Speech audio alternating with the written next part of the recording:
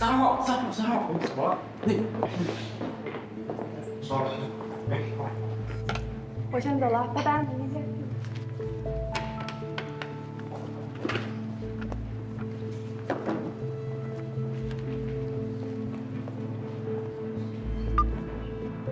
我下班了，你什么时候来接我呀？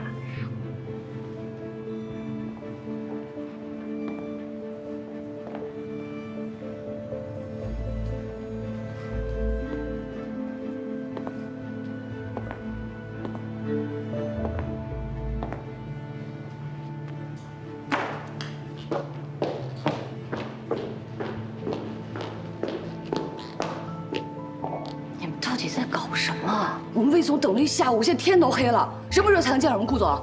不好意思，我再帮您催一下。喂，曼妮，方舟的魏总还一直在等顾总。好的，知道了。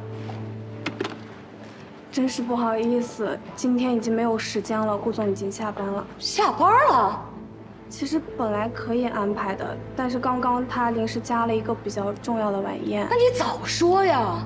我们魏总一个屁时在这等了这么长时间，你们随随便便敷衍几句，我们就白等了是吗？这就是你们盘石待客之道是吗？一雪，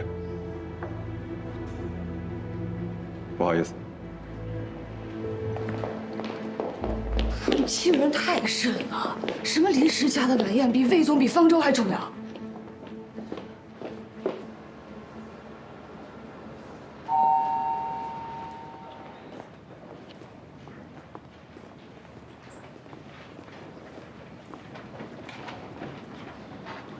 你好，我找魏明。您好，请问您怎么称呼？我叫顾许。顾许先生，今天有预约吗？哎，不用预约，我帮带大家过去。去呀！哦，好，这边请。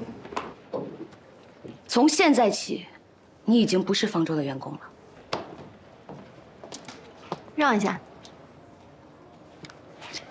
江喜，江喜，哎，江喜，你这是要出去办事儿啊？上次你给我带的雅美加咖啡不错，下次给我多带几盒吧。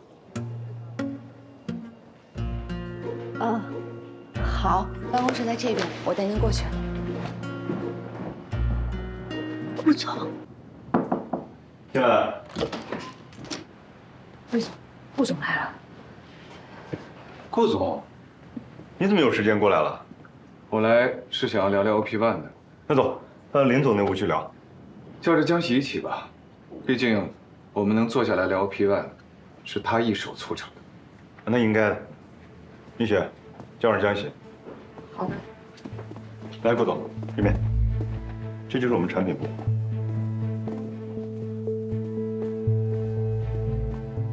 江喜，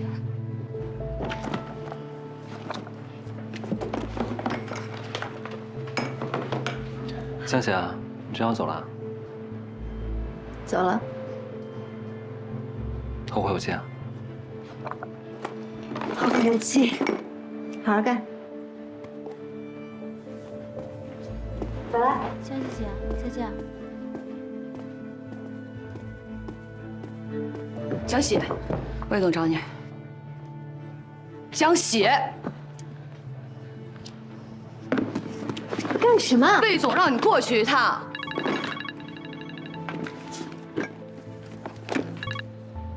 喂，江喜，顾许去方舟，一切听顾许的。好。顾总在哪？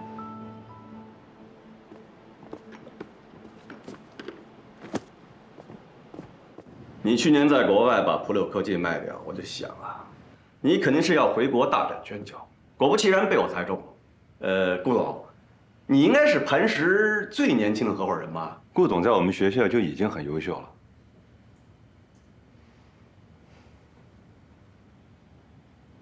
魏总过奖了。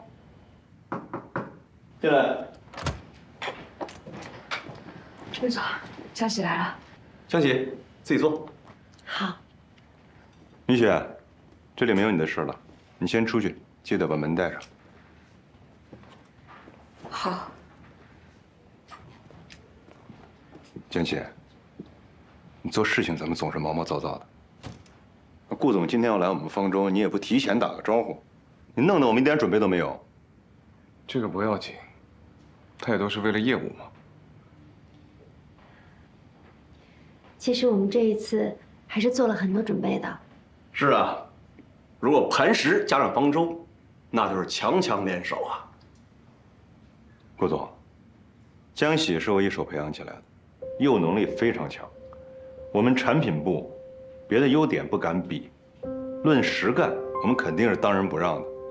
我们的技术部和你们已经对了很多次了，但是对项目的推进一点作用都没有。我们产品部一出手，立马就把你请到我们这儿来了。林总，客套寒暄的事情我真不擅长。这样，我这次过来呢，就是想要促成合作的。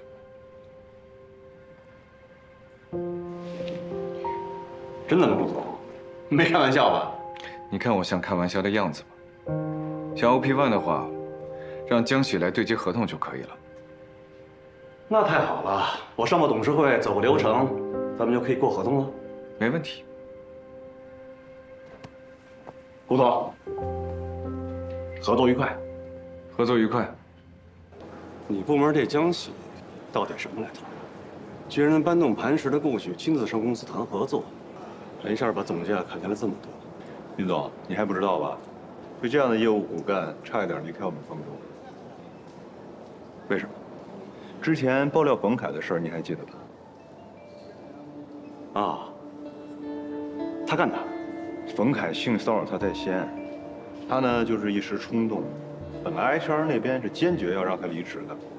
我觉得江喜这样的员工有能力得留下来，我顶了很大的压力，不然就没有和磐石的合作了。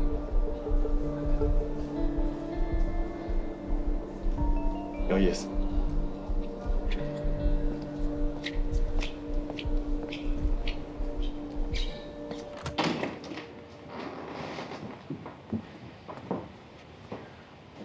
坐吧。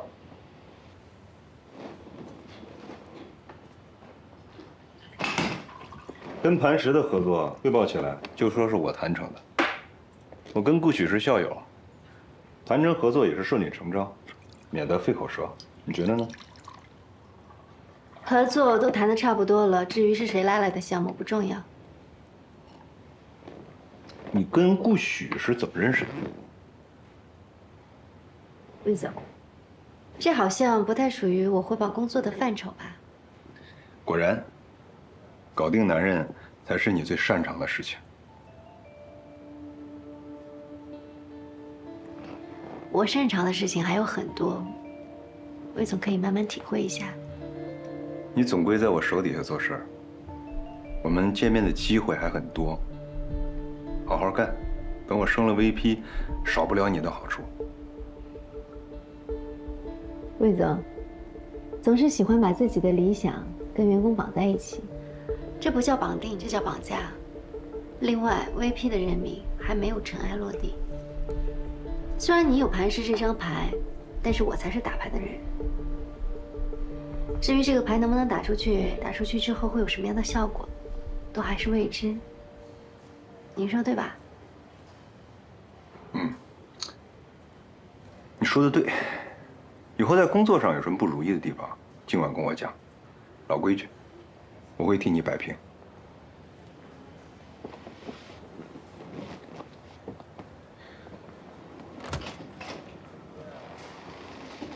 魏总，您还是自己多加小心的好。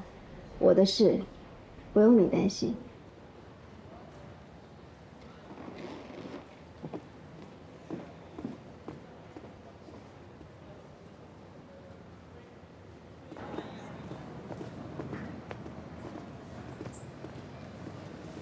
我宣布个事儿啊，从今天起，江喜正式调回产品推广部，升任商务拓展主管，负责磐石等大客户的业务。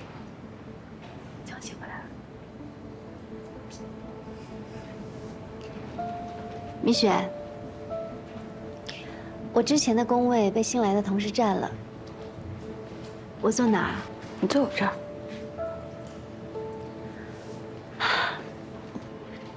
那请你赶快收拾一下，我马上要赶着给磐石出合同。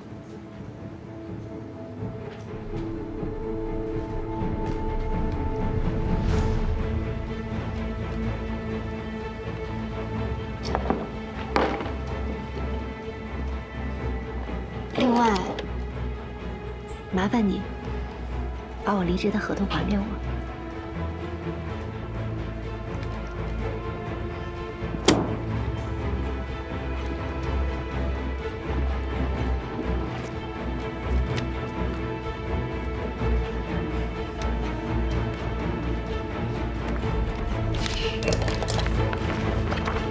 谢谢。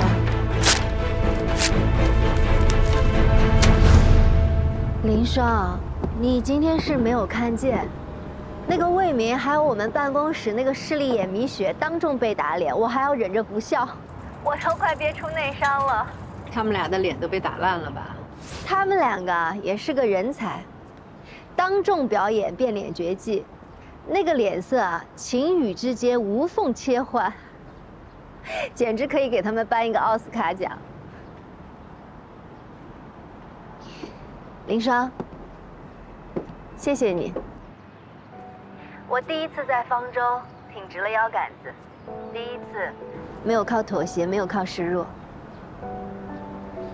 谢谢你，做我的底气。不客气，合作达成了，之后就看江经理的表现了。回头请我吃饭吧。那是必须的。哎，说起来我也好奇，你是怎么搞定磐石，怎么搞定顾许的？我哪有那个本事啊！我现在正打算去谢谢你的救命恩人呢。哎，先不说了啊。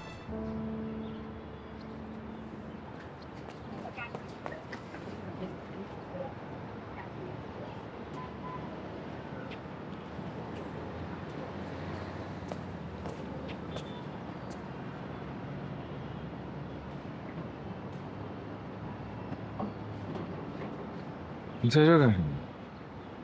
好巧，顾许。你来看我爸。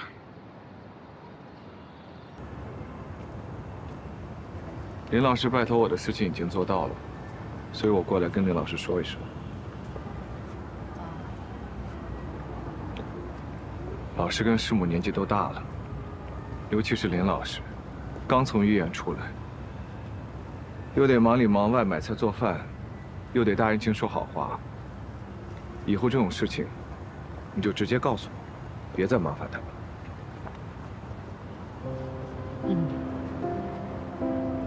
磐石跟方舟的合作，你怎么能想到拉林老师出来说情？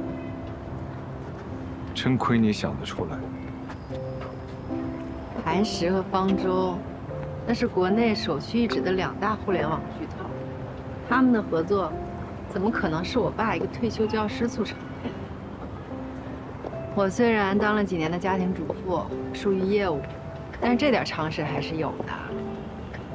这2家本来就是要合作，就算我爸不出面，合作也是早晚的事。你怎么就能笃定磐石一定会跟方舟合作呢？我大概研究了一下磐石刚推出的 OP1，它目前是亚太本土最好的技术软件，针对的是头部的 B 端企业。那除了方舟，还有出价能力的静瑞，他们刚刚花了大价钱从硅谷请来了算法专家，所以短期内他们不会成为磐石的客户。那 OP1 唯一的买家就只剩下方舟了。之所以还没有谈成合作，无非就是待价而沽这一个理由吧。判断基本正确。看来你的逻辑能力还在。不过啊，要是没有你出面，那江喜的工作肯定是保不住了。你跟这江喜到底是什么关系？朋友。你这朋友好大的面子。我替他谢谢你。要谢就谢林老师，我是帮他，不是帮你。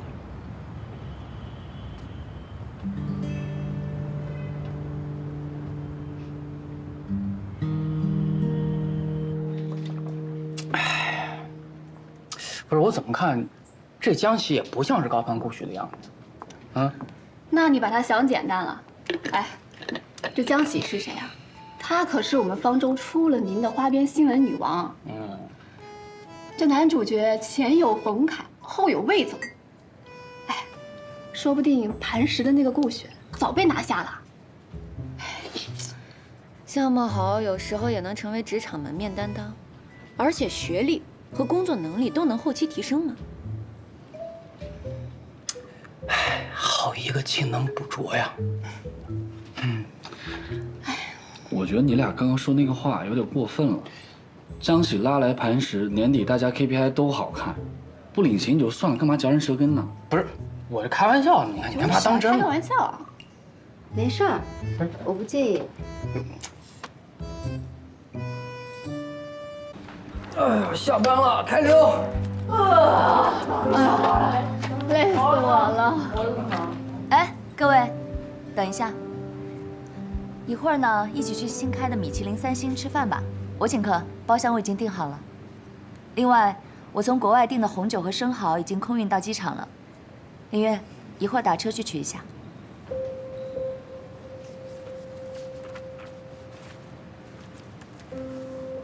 佳怡啊，不好意思啊，我老外婆这2天生病住院了，一会儿下班我还要去陪她，把她一个人扔下，我去吃米其林3星，这样的事情我说不出口的呀。我今天约了凡亚科技的徐总吃饭，不太好碰客户的鸽子，不好意思啊。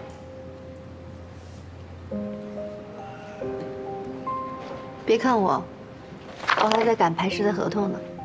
佳怡，我不行，我那个要加班，我那边一脑门子的官司，我还没梳理呢。你这么隆重请大家吃饭，怎么不早点告诉我们呀？你没啥事儿吧？那个，我可以去啊，就是那家蓝记对吧？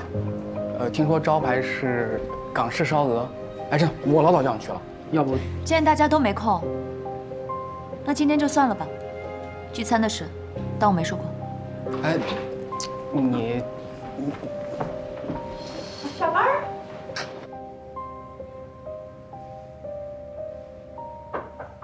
进来。魏总，您找我？生日快乐！您怎么知道是我生日啊？你简历上写着呢呀。打算怎么过？我刚回国，也没什么朋友，父母最近也都在国外。本来想请同事们一起吃个饭，就当庆祝了。结果他们都没时间。那生日可不能自己一个人过。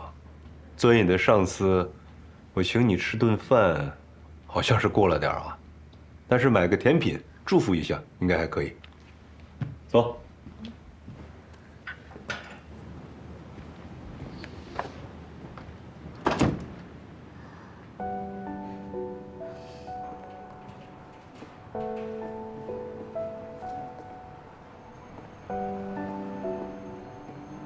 生日蛋糕，好像是小了点儿，聊胜于无，你别嫌弃啊。怎么会？这也太可爱了吧！没有蜡烛吗？用它代替。许个愿吧。这都行啊！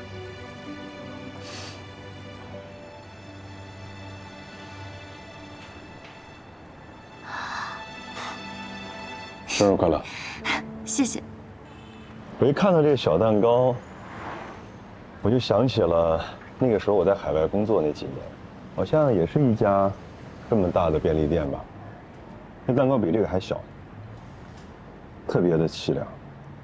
那个时候一个人在海外工作，也没有朋友，工作久了，越来越觉得孤独，人也不能想，你越想，越觉得自己特别的凄惨。突然那天，我太太给我打了一个电话，我在想，终于今天有人要祝我生日快乐。接了电话，我们俩聊了好久，结果她根本就没想起来当天是我的生日。这也太惨了吧！挂了电话之后，她倒是给我发了一个视频，那是我女儿刚学会走路的样子，就那个视频，我看了100多遍。这是我在这个世界上收到的最好的生日礼物。魏总，你一定很爱你的老婆和孩子吧？在国外工作的时候，业务还不是很熟练，那些老外也不是所有人都那么绅士。那要踩起你来，往死里踩，根本不留情面。我要不是天天想着我老婆和孩子，我估计我都要得抑郁症了。好在有他们2个人做我的精神支柱，我就觉得那日子很快就熬过去了。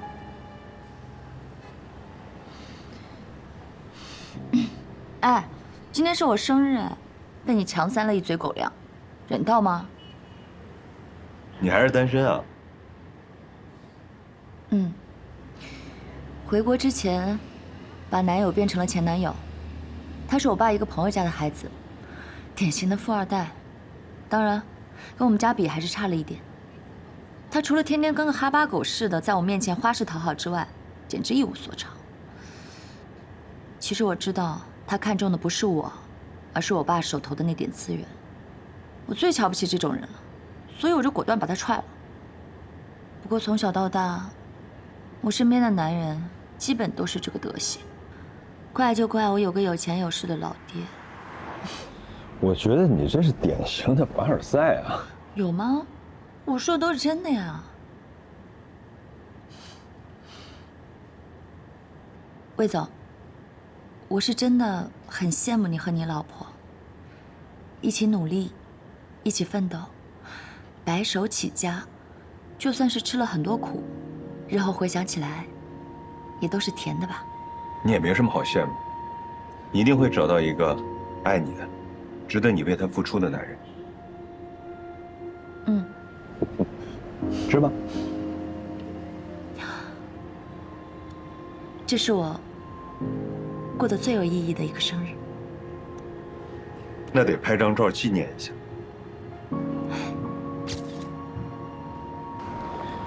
时间不早了，我得赶紧回去。果果可能马上就要睡觉了，我就不送你了。我刚才给你叫了车。喂，哎，你好，对，我就在这路口等你。好的，你一会儿到了打个双闪。哎，谢谢啊。一会儿你到家了，记得给我回个信息啊。嗯，好。哎，到了。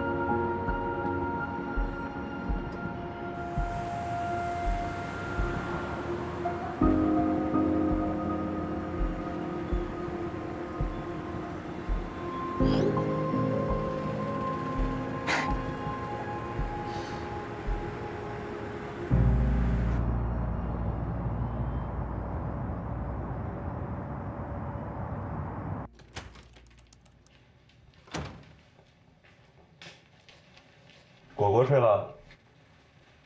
嗯，今天回来这么早？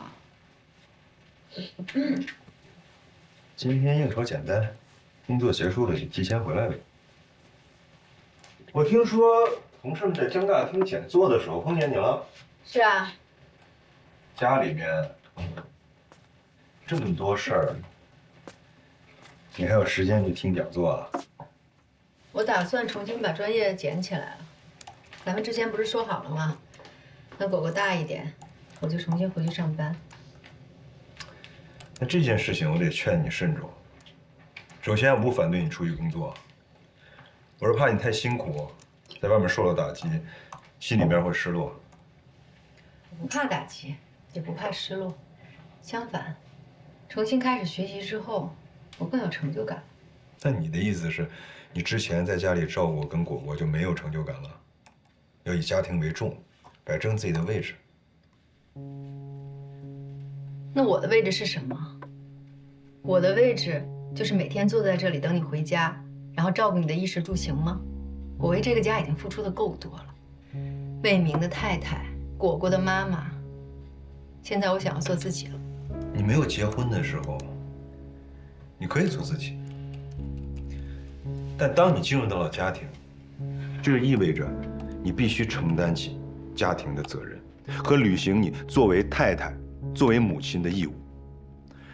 我特别能理解你，一个人在家久了闷了，可以去健健身，约约闺蜜一起喝喝下午茶。但是你要重返职场这件事情，投入太大，性价比太低。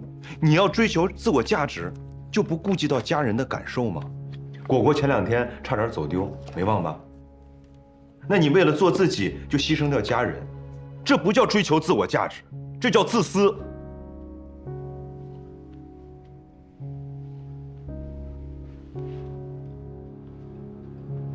从我结婚的那一天起，我就被要求做一个无私的人。我现在还就想自私一次了。家里的事情会处理好，但是专业好不容易捡起来一点，我不会再放弃第2次。现实的巴掌比我苦口婆心会更有说服力。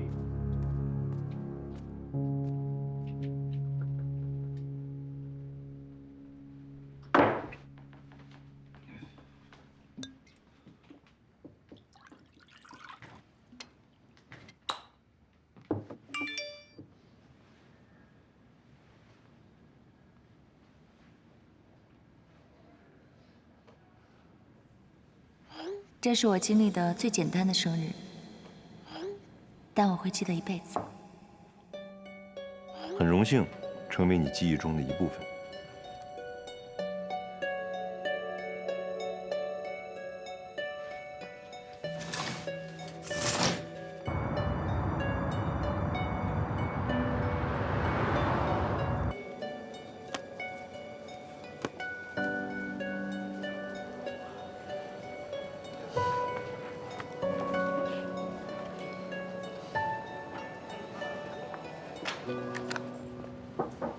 进来。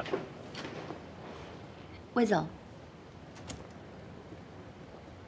您看一下，我们刚上线的那个知识付费平台，目标是为了打造一个用户愿意停留和交互的高质量生态体系。为什么要增加用户激励机制？这样下去，产品会越来越重，内存需求过大，还会造成用户负担。你刚接触这个互联网行业，可能还不太了解。就咱们这个产品，目前正处于成长期，需要解决新用户的留存问题。目前我们就要用这种新的激励方式来刺激用户，从而提升他们的活跃度和粘性。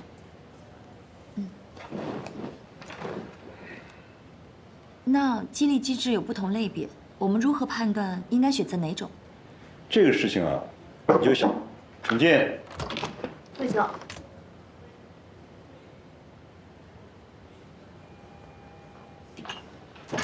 佳怡，你先坐。什么事儿？磐石的合同我拟好了，需要您过目一下。啊，你放那儿吧。正好，江喜是我们产品部的老前辈了，业务相当熟练。你有什么不懂的问题，可以直接问他。麻烦了啊。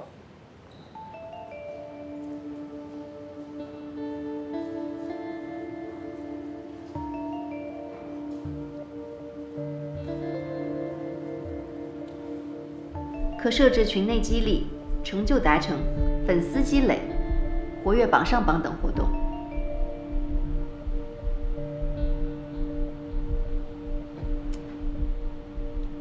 你说说，对于奖励机制，你觉得是2选1，还是组合设置？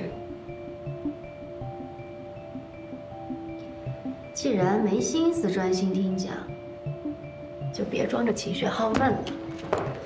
我也没有这个功夫跟你在这白费口舌。我知道你们都不喜欢我，所以呢？为什么？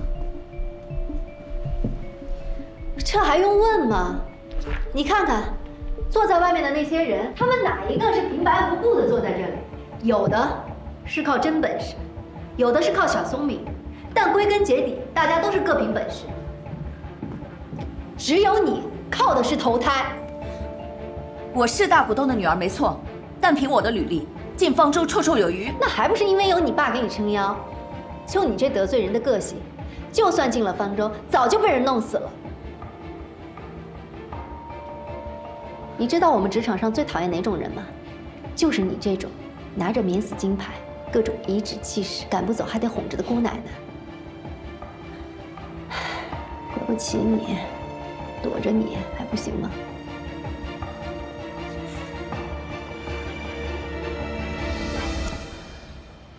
当然了，你已经比我们好太多了。你跟我们比，已经赢在了起跑线上。但是看人嘛，这是一门技术活。要是一不小心看走眼了，你父母给你的那点红利，还得倒贴进去，那可就亏大了。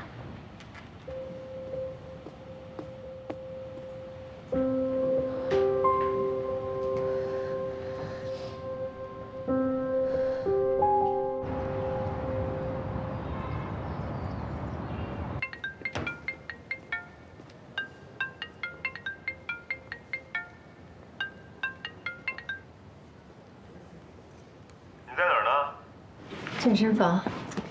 健身好，保持身材，比你听那些互联网讲座有意义多了。有什么事儿吗？周末你把果果送到外婆家吧，我们公司 CFO 薇姐的生日，我出差在外地回不去，你替我参加一下。生日会，我不想去。一群人吃吃喝喝的，主要是大家拉近一些情感，你就当公司团建了。那我就更不感兴趣了。你感不感兴趣的问题。薇姐的生日向来都是公司高层带着家属去的，那多少人挤破脑袋都进不去。你要不去，就是我不给人家面子。说来说去，我就是你的面子人。这也不是面子的问题，主要是有一些消息都是从这些私人聚会上透露出来的。薇姐的生日会，那就是我们方舟的核心圈层，我们快升职了嘛，所以人家才邀请的。辛苦你了。你好好表现，别给我丢人。恭喜啊！薇姐的生日会可不是随随便便就能去的。看来这次磐石的合作真的让魏明在方舟的人脉提升了不少。知道你不情愿，但现在不是关键的时刻吗？你总不能现在就跟魏明撕破脸吧？你刚才也说了，薇姐的生日会，方舟的高层圈子不是谁都能挤得进去的。我想要重返职场，没准这就是一个最好的机会。所以啊，我不仅要去，我还得大大方方的去，给各位大佬们留个好印象。也许以后都是我的人脉圈子。哎呀，你这觉悟很高嘛，这还是我认识的林双吗？我这不还是被逼出来的吗？不过，这种场合我第一次参加，人生地不熟的，估计踩雷掉坑应该是避免不了了。其实，你也不用太紧张的。这些大佬说是参加聚会，其实就是人情，图个热闹。你看见他们，跟他们打个招呼，他们是不会为难你的。不过你说的那些未知的坑，我倒是可以帮你测一测。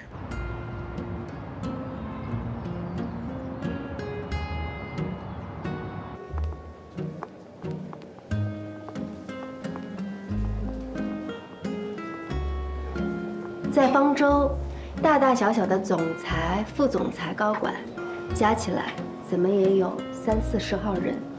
你别想着一次性的就把他们认全，不过关键的几个，你还是要知道一下的。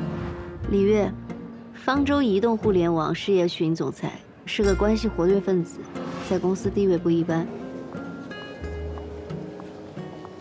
这是陈志和他老婆，陈志是方舟技术总监，技术部和产品部向来是死对头。薇姐是方舟的 CFO， 属于方舟的元老级人物，在座的大部分人都要看她的脸色。哎，你看看，去年拍卖会我遇到过一幅，可惜当时没能拿下。听说他常常对别人的作品进行再创作，然后署上自己的名字。就这么个有争议的艺术家，追捧他的藏家大把大把的。你看这幅，前泽有做05年收藏的，我记得当时拍卖价就要480万美元了吧？咱们薇姐呀，真是有实力，有眼光。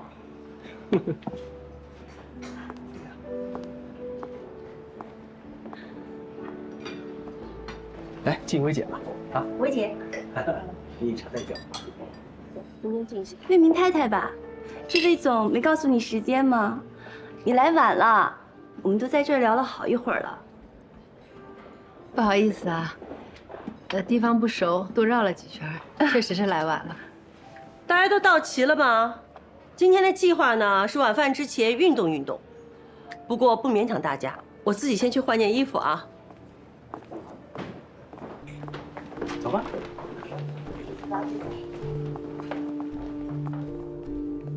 哎，老婆，上次给你介绍那英国斯诺克私教，你后面去上课了吗？哎呀，上了2、3节课，累得人家眼睛都花了。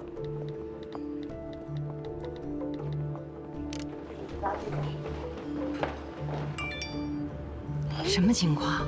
不就是吃饭吗？哪来的活动环节啊？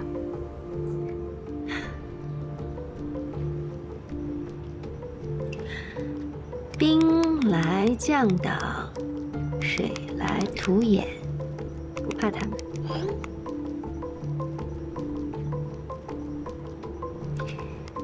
半个小时后到。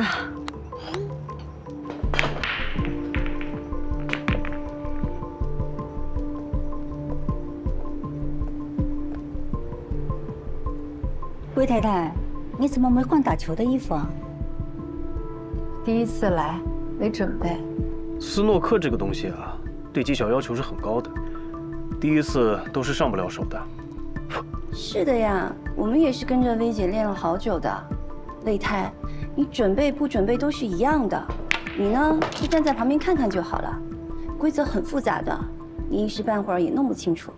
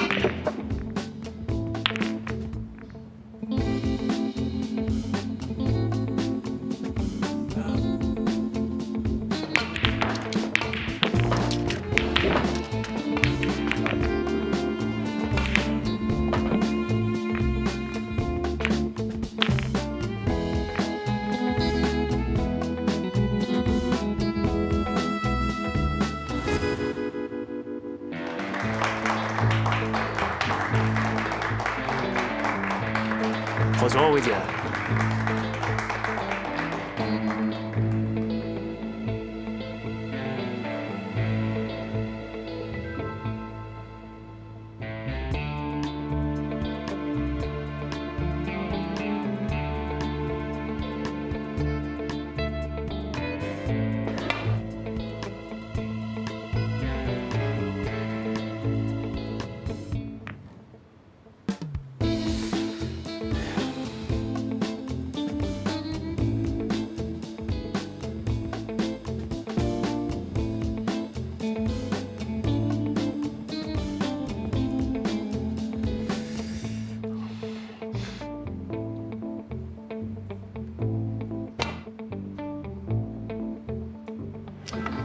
哎，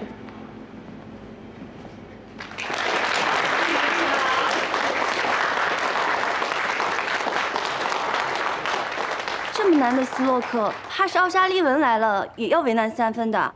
老公，输给薇姐，咱不丢人啊！下一个谁来？魏太太，要不然试一下？魏太这身衣服怕是不合适吧？要不然就算了吧。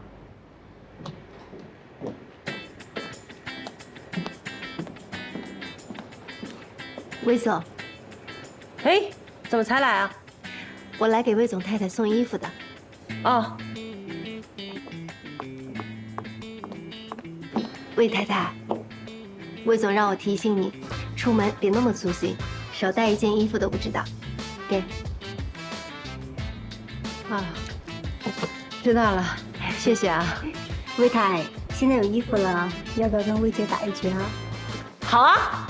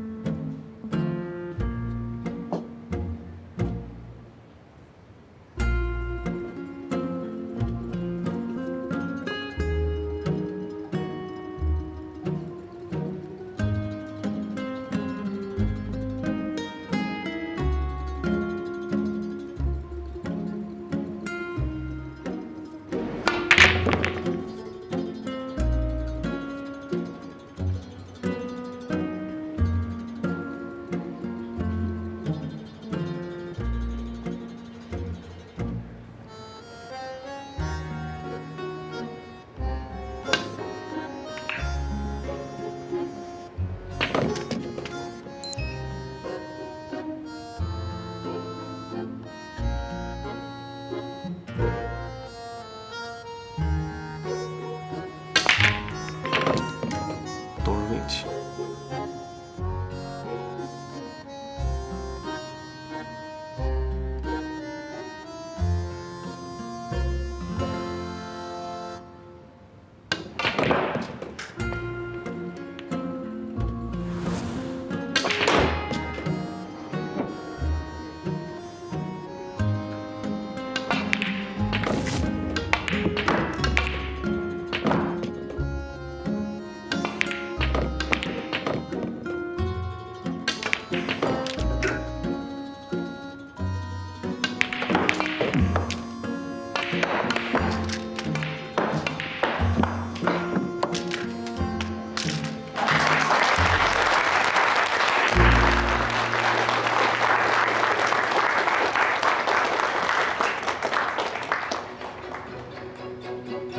且准备单杆轻弹呀。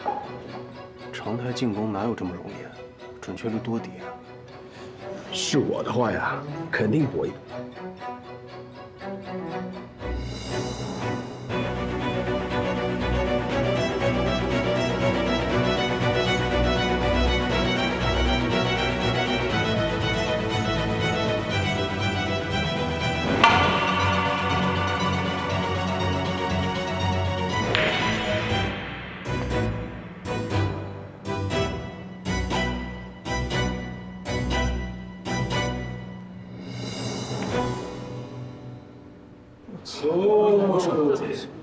高手啊！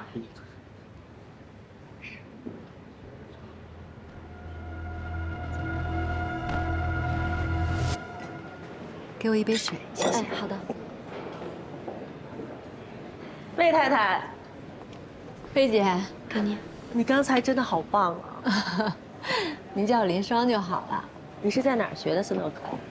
我是上学的时候参加过江大的斯诺克社团。你是江大的？是啊，我是你的学妹，比你小几届。这么巧啊！哦，当年在大学那会儿，谁教了你斯诺克呀？其实吧，我没正经学过，就是有一个同学，他没事就指导我几下。不过他的斯诺克是林丽教的。怎么了？不会吧，我也是林丽教的。这么说起来，咱俩是师出同门啊！小师妹。不过他俩现在聊什么呢？聊得这么开心。你说这魏明老婆球打得这么好，听说没有？肯定是请的英国教练呗，一看就知道。我也给你找的英国教练，你怎么什么都没学会啊？哎呀，你就别说了。行了，你俩别打情骂俏了。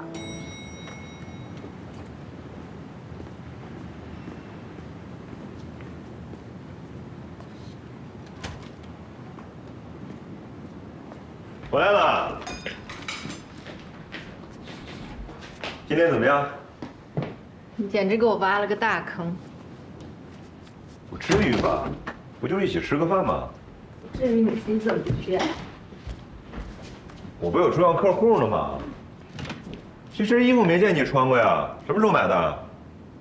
哦，好久没穿了，去年买的。口红挺好看的。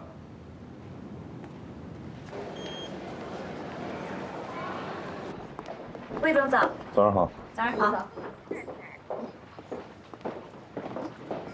妹妹，魏总玩的还开心吗？昨天？哦，昨天太棒了，没想到你有一个宝藏太太。我太太朋友不多，您肯带她玩，她开心还来不及呢。什么带不带的？她的斯诺克打得比我好，下次一定要约个时间跟她好好切磋切磋。没问题，那你们随时约啊。嗯。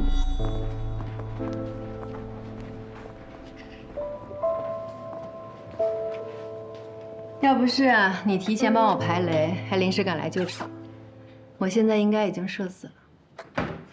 其实这些人啊，不管是强势还是温顺，看的都是公司的职位还有利益关系。有了磐石这张牌，魏明升 VP 应该就是这1、2个月的事儿了。新来的那个助理黄佳怡，她爸爸是黄董，魏明最近可是对她殷勤得很。你的意思是，魏明为求自保，想借黄佳怡来讨好黄董？也不一定是自保吧。人心不足蛇吞象，魏明还不到40岁，他的野心应该不仅仅只是一个副总吧。副总之上那就是 CEO。魏明是有点才华和小聪明，当一个副总算是比较匹配的。但是，如果让他掌舵全局来领导一家公司，那他还差了点格局。他知道他自己差的这点格局，需要一个强大的后盾来帮他补上。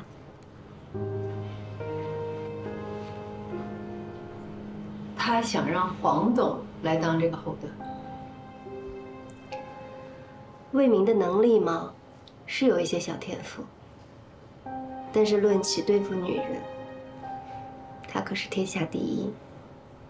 我看那个黄佳怡被家人保护得很好，一点鉴别男人的能力都没有。他已经着了魏明的道了。如果只是提携自己的女儿，那这份恩情黄董未必会记挂很久。但如果成为黄董的家人，那就不一样了。你说魏明要娶黄佳怡？以我对魏明的了解，不是不可能。那这也太毁三观了吧！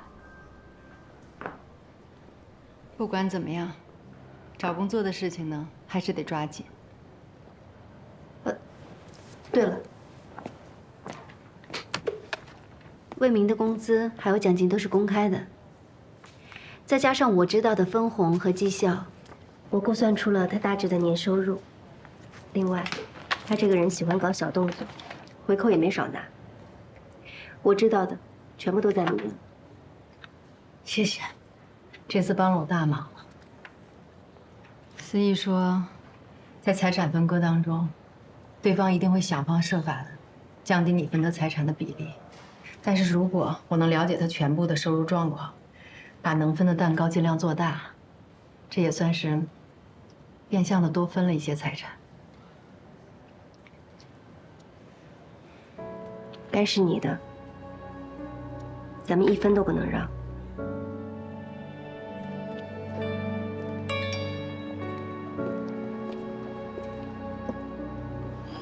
林双，磐石研究室又开始招聘了，你报名吗？当然。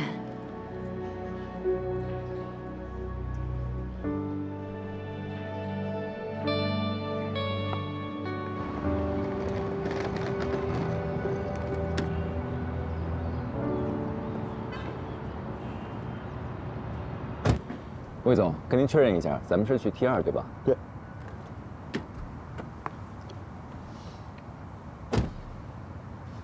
魏总好。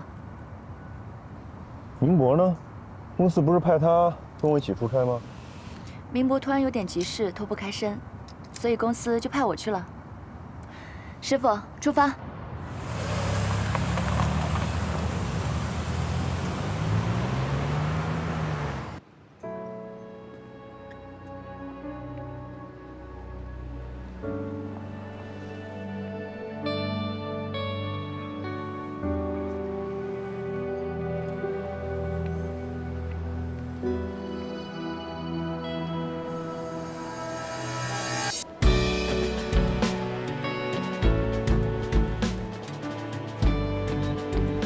这几个月你是真的补了很多课。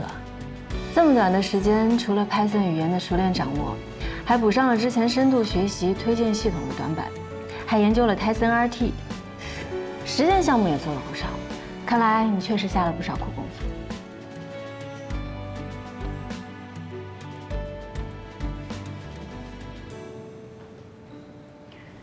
能够进入磐石研究室，对我来说非常重要。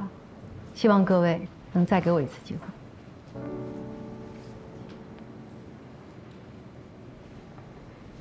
顾总，我没有别的问题了。我的问题还是个老问题，这对于我们磐石来说也是最重要的，就是你到底要如何平衡事业和家庭？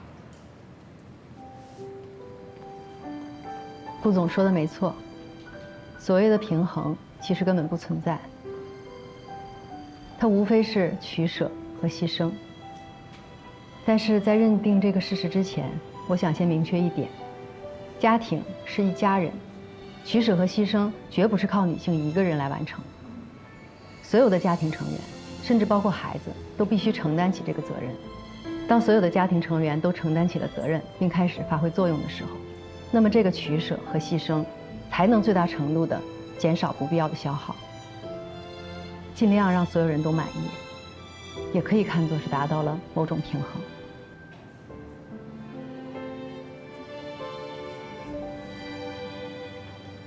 你刚刚这番话呢，说的很有道理，但是你表达的只是一种理想化的状态，恐怕执行起来是非常难的。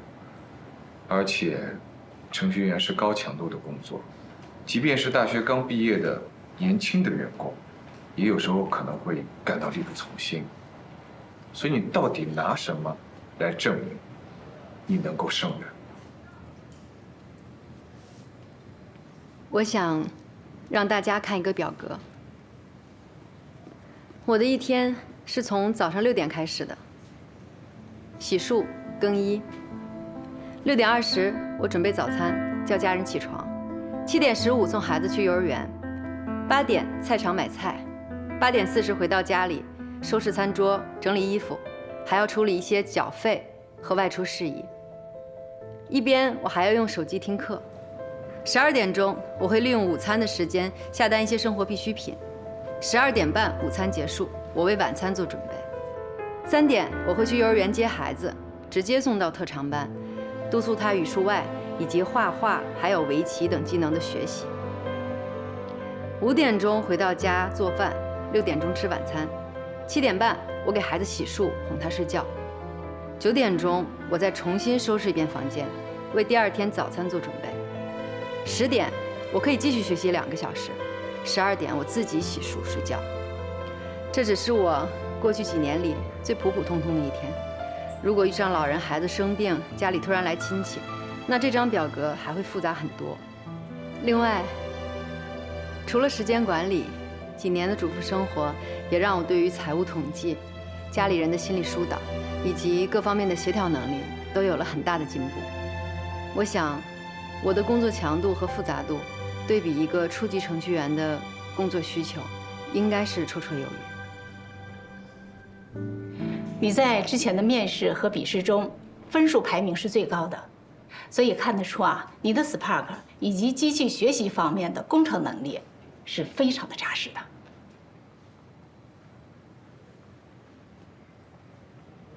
顾总，您还有问题吗？如果这次的面试你还是没有通过呢？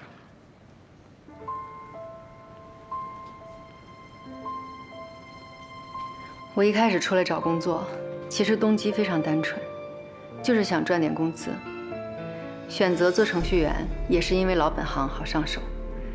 但在这几个月的跌跌撞撞里，我开始想起来，那个曾经在家庭主妇身份中过度自我认同而丢失的自己。所以，不管我能不能来磐石工作，我都笃定了会在寻找自我、实现自我的路上继续前行。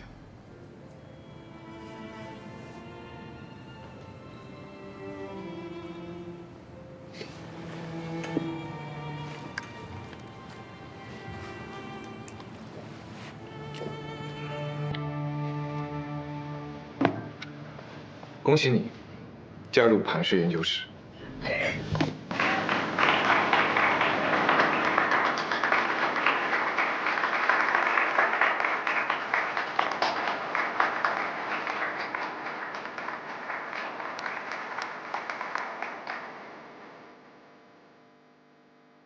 希望以后的每一天，我都能去发光，而不是被照亮。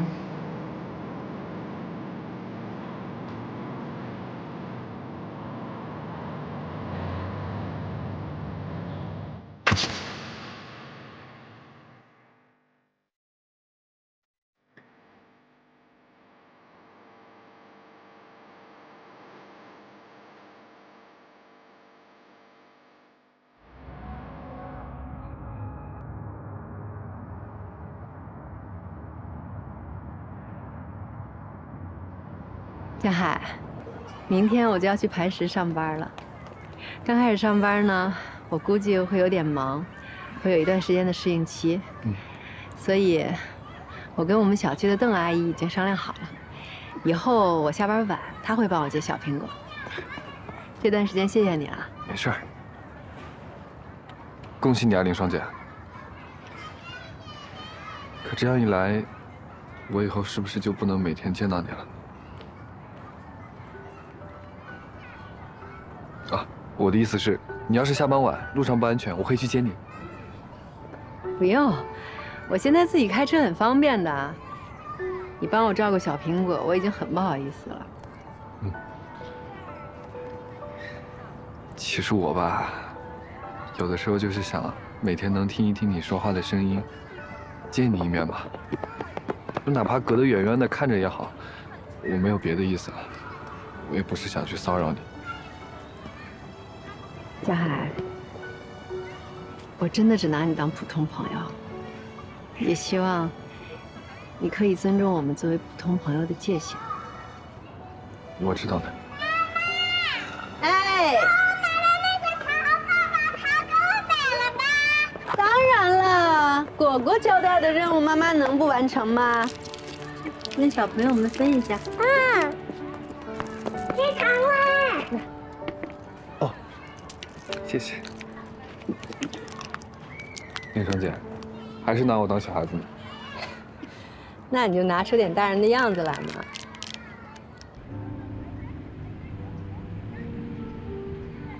魏总，不吃饭吗？这么严肃干什么呀？我刚才给明博打电话，你硬把他顶替了。这么快就穿帮了？王佳怡，这里是公司，不是你过家家的地方。我没在闹着玩儿，我是真想跟你学点东西。这次出差我也早就跟你申请了，但你最后还是交了明博。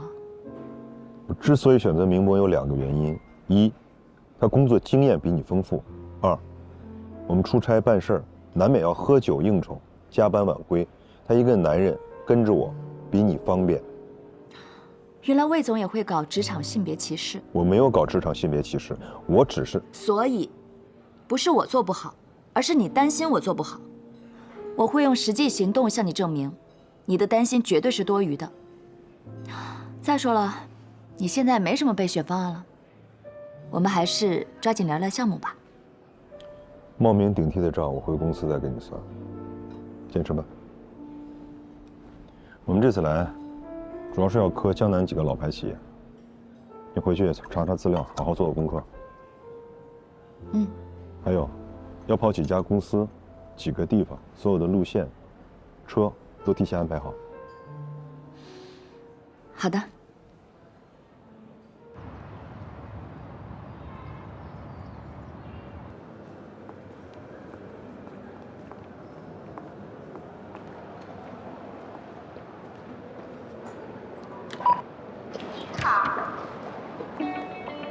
林双，欢迎你在磐石正式开启你的程序员生涯。谢谢，我带你过去。咱们磐石科技成立于2015年，目前呢是国内首屈一指的企业软件公司，主要提供数据库、工具和应用软件等相关的咨询支持服务。你这次入职的小组呢是隶属于开发中心，也就是我们研发中心。像我们研发中心现在目前有180多名开发人员。你也知道，咱们公司可是向来是以技术为核心的，所以啊，这研发中心都是 CEO 的直属。这边就是工作区域了，你看一下。哦，对了，你这边还要下载一个工作软件，就是这个引擎。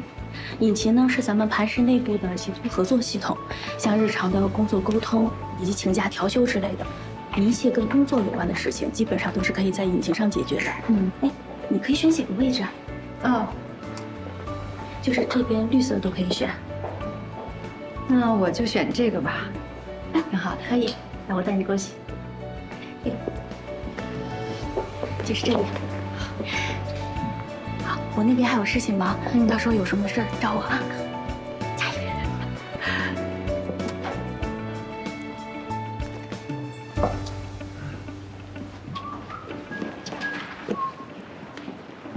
雨霞，啊，喂，林双，你好。你这个工位啊，正对着 CEO 办公室，无论是上班呢、摸鱼还是留发，全都一览无遗，能够感受到来自 CEO 的零距离关怀，是我们整个磐石出了名的风水宝地。接水去了啊。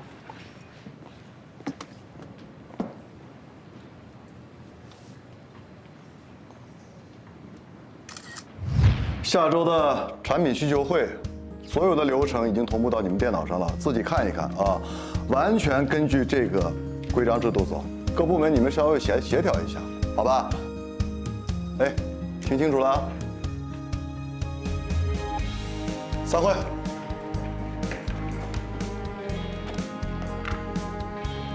林双，产品的需求会。啊。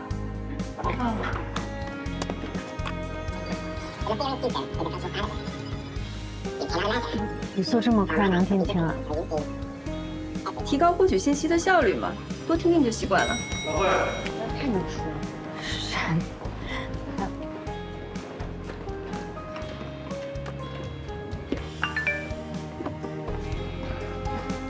宵夜加按摩，公司加班福利。可惜啊，就是没什么时间享受罢了。哎。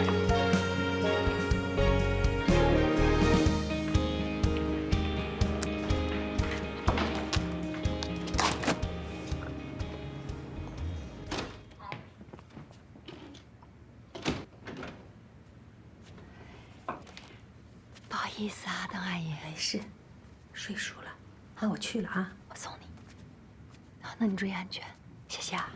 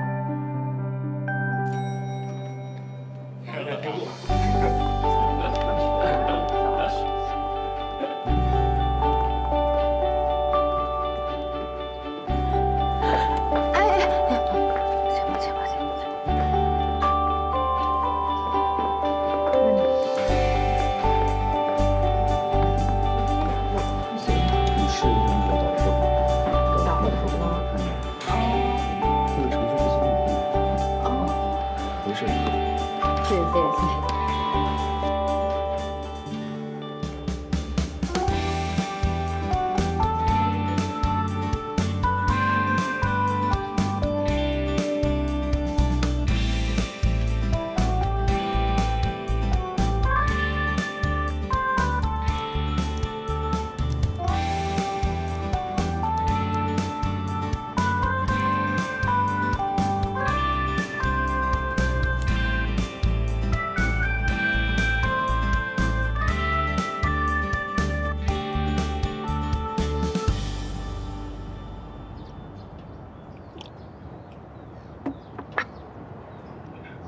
怎么了？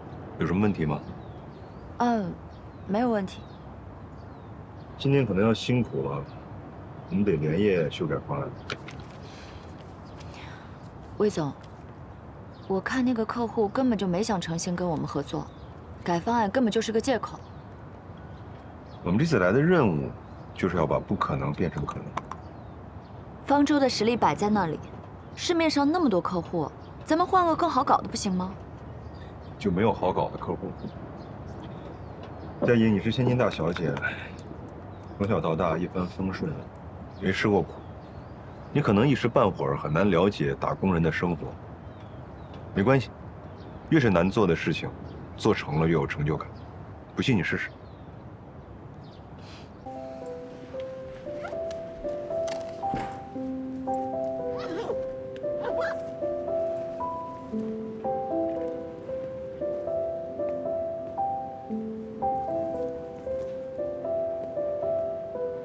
你赶紧回去休息吧。好的，顾总。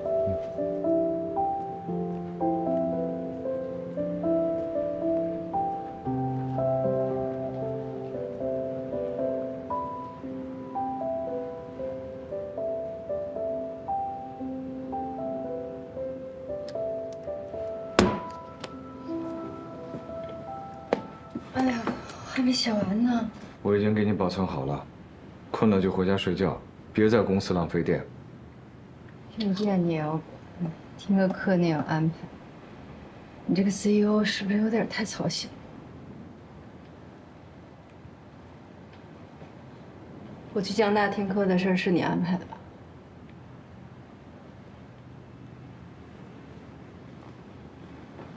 你不是最看不上我吗？干嘛要帮我？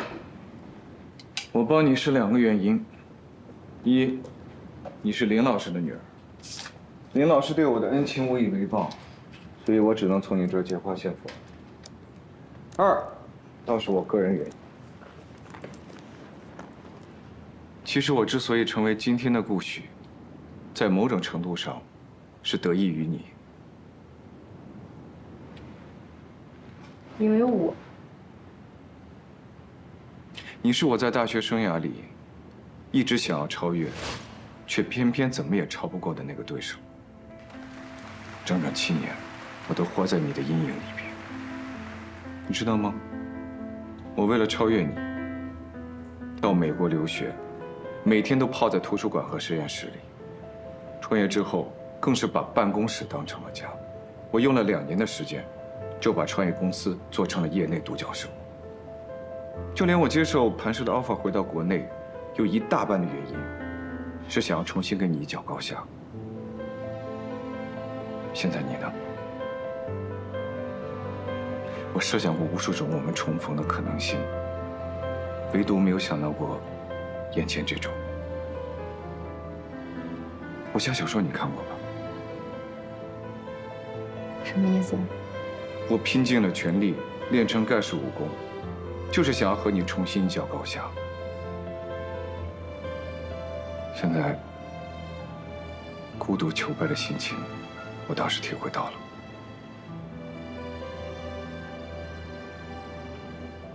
我之所以要帮你，是因为我对昔日对手的一份崇敬之心。当然，我也奢望着，也许有一天，你能重新拥有与我一决高下的事。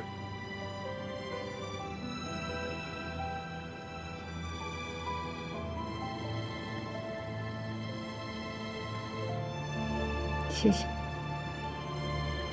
不过我连进入磐石都是勉勉强强，距离成为你的对手还差108000里呢。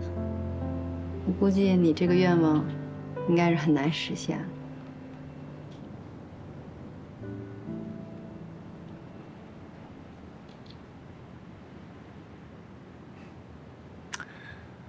没关系，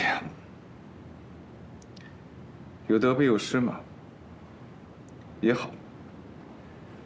看着昔日的劲敌，现在兢兢业业的，每天为我搬砖打工，也是一种特别的享受。可惜这种感觉，这辈子你是体会不到。撑不住了就赶紧回去休息，但是绩效完不成，工资还是要照扣的。